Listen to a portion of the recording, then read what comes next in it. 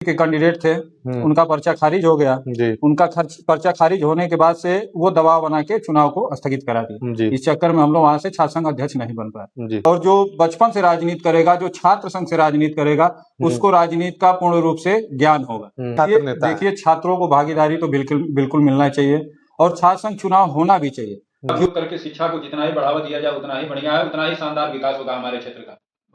ग्राम बांकी सिंघई मेरा गांव है जी। मैं जिस गांव से आता हूं, मेरे गांव में ही रास्ता की समस्या है। मैं दूसरे गांव की बात तो बाद में आपसे चर्चा करूंगा उस पे। जब मैं जिला पंचायत सदस्य हो जाऊंगा तो भलवनी में एक लाइब्रेरी मेरे तरफ से बन जाएगा। बिल्कुल जरूरी कौन सा रास्ता है, सबसे जरूरी नाली कौन सी है।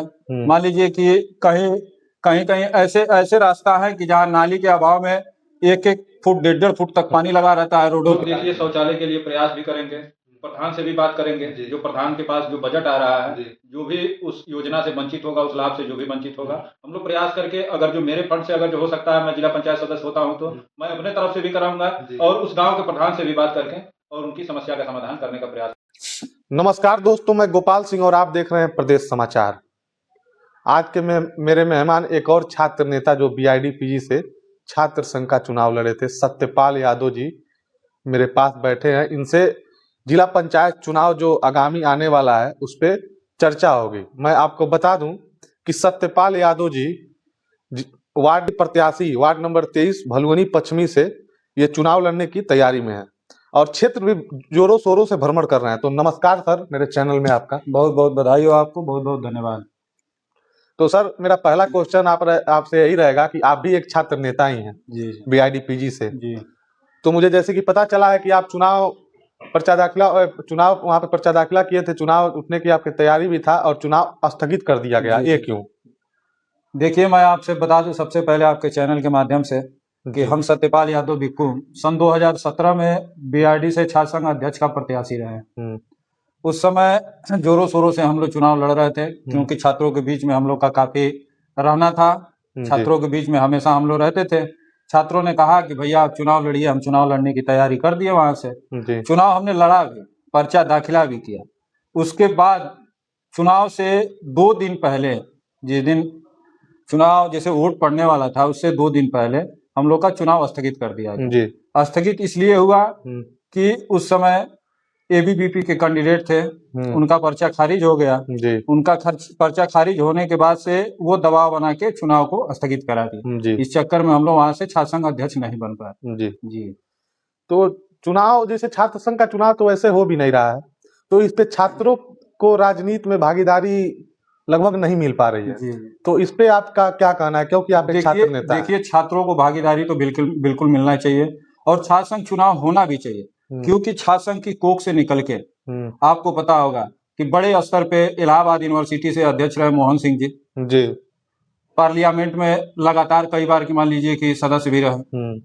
तो छात्र संघ चुनाव से अच्छे नेता निकलते हैं, क्षेत्र में जाते हैं, जो पढ़े लिखे होते हैं और जो बचपन से राजनीति करेगा, जो छात्र संघ से राजनीति करेगा, उसको राजनीति का पूर्ण रूप से ज्ञान होगा। लगभग हमारे सब नेता छात्र से ही अपना जीवन में एक आगे धारणा नेता बने हैं लोग। तो छात्र संघ बहाल होना चाहिए, चुनाव फिर होना चाहिए कि बिल्कुल छात्र संघ बिल्कुल बहाल होना चाहिए क्योंकि छात्र संघ की कोख से हम लोग निकले हुए हैं। आज छात्र संघ की कोख से निकल के जिला पंचायत तक पहुंचे हुए हैं। आने वाले समय में और आगे की राजनीति के बारे में हम लोग सोचेंगे। तो हम लोगों ने छात्र संघ में रहा तभी तो मान लीजिए कि आज इस स्तर पे हम लोग पहुंचे हैं। जी।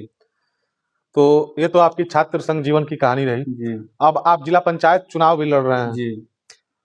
तो जिला पंचायत चुनाव लड़ रहे हैं, क्षेत्र में भ्रमण भी कर रहे होंगे। जी बिल्कुल। तो जब क्षेत्र में भ्रमण करते हैं तो सबसे दबा कुचला गांव जी आपके क्षेत्र में कौन कौन सा है? देखिए, हमारे गांव में लगभग मान के चलिए कि 50% गांव तो दबे कुचले है ही है कि जहां रास्ता नहीं है आज भी जी। मैं आपसे बता दूं कि मैं जिस गांव से आता हूं, ग्राम बांकी सिंघई मेरा गांव है जी। मैं जिस गांव से आता हूं, मेरे गांव में ही रास्ता की समस्या है। मैं दूसरे गांव की बात तो बाद में आपसे चर्चा करूंगा उस पे। सबसे पहले तो मेरे ही गांव में जो समस्या है, जो हमारे गांव से होते हुए जो बारीडिया से होते हुए जो भरौली रोड जो जाती है, ऑलरेडी वो इतना जर्जर रोड है कि आपसे मैं क्या बताऊं।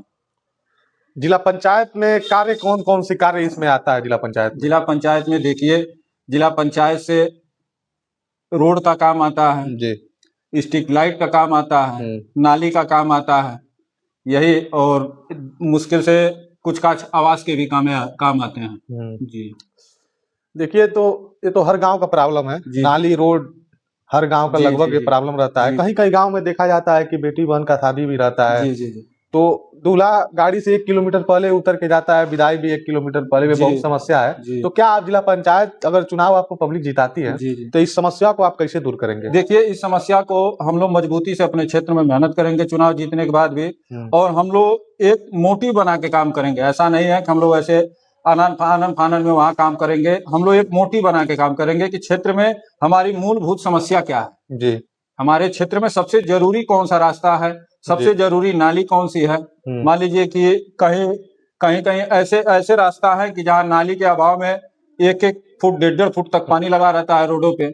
सबसे पहले मेन मोटिव यही रहेगा कि हम लोग एक, जैसे कहते हैं कि एक डायग्राम बना के, जैसे एक होता है नक्शा बना के, उस हिसाब से हम लोग काम कराएंगे कि जैसे मूलभूत समस्या, सबसे जरूरी समस्या क्या है हमारे क्षेत्र में। समाजवादी पार्टी के आप नेता भी रहे हैं, जी, तो इस समय आपका समाजवादी पार्टी में क्या भूमिका है? समाजवादी पार्टी में हम लोग कार्यकर्ता के रूप में काम कर रहे हैं। कोई पद नहीं है? नहीं, अभी हमारे पास कोई पद नहीं है।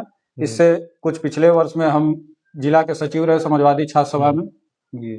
अच्छा, जिला पंचायत चुनाव जब लोग लड़ते हैं तो बहुत लोग दिखावा करते हैं, जाते हैं क्षेत्र में, लोगों का मदद करते हैं, गरीब गुरबा जो उनका भी मदद कर देते हैं कुछ समय के लिए, क्षण समय के लिए। जी जी फिर चुनाव जीतते हैं या हारते हैं, वहां से मतलब गायब हो जाते हैं, फिर कोई मदद करने वाला वहां नहीं रहता है, क्षेत्र का आरोप है। तो आप इस नहीं पे नहीं क्या सर, कहना तो चाहते हैं? बात ये है कि क्षेत्र छोड़ के भागेगा वो तो, कि जो क्षेत्र का रहेगा नहीं। हम लोग तो ऑलरेडी तो क्षेत्र आप भ्रमण कर रहे हैं सर, तो क्षेत्र का जो बुजुर्ग महिलाएं जैसे होती हैं, बुजुर्ग हमारे बाबा दादा की उम्र के जो लोग होते हैं, उनका बड़ा समस्या है, जिसके जैसे आंखों की समस्या है, आंखों का पैसा ना होने के कारण उनकी आंखें नहीं बन पाती है। तो इस पे आपका क्या राय है? कराने के लिए सरकार आयुष्मान कार्ड ऑलरेडी खुद बना चुकी है जी, लेकिन हम लोग का कुछ अलग मोटिव रहेगा। भाई आंखों का आयुष्मान कार्ड तो बना जी, वो तो ठीक है, लेकिन जागरूकता तो आप दे सकते हैं। नहीं नहीं, बिल्कुल जागरूकता देंगे हम लोग। अगर जो हम लोग प्रयास करेंगे कि कैंप लगा के उस समस्याओं को खत्म कराया जाए अपने क्षेत्र में, उसमें हम लोग कैंप लगा के उस समस्या को खत्म कराने का प्रयास हम लोग करेंगे। समाज सेवा का एक भावना जी जी वाला एक जी अवसर जी था। जी तो क्षेत्र में बहुत सारे क्षेत्र में जैसे लाइट का व्यवस्था ना होना जी, और लोग फोन करते देखते काम खराब हो जाता है गांव का, तो इस पे आपका कार्य क्या रहेगा? हम लोग का पूरा भरपूर सहयोग रहेगा क्षेत्र के लोगों के साथ। अगर जो कहीं भी ट्रांसफार्मर खराब होता है या बिजली खराब होती है तो हम लोग भरपूर प्रयास करेंगे कि जल्द से जल्द उसको लगवाया जाए।